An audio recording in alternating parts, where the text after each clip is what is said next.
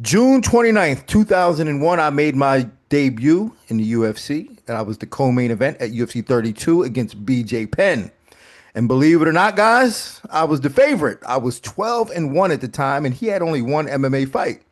And in surprising fashion, well, at least to my surprise, he knocked me out. And like Blaine Edwards in an earlier story, I thought my life was over. As time passed on, I watched BJ have an amazing career. I was always proud of the career that he had, but in my own case, I was able to carve out my own lane.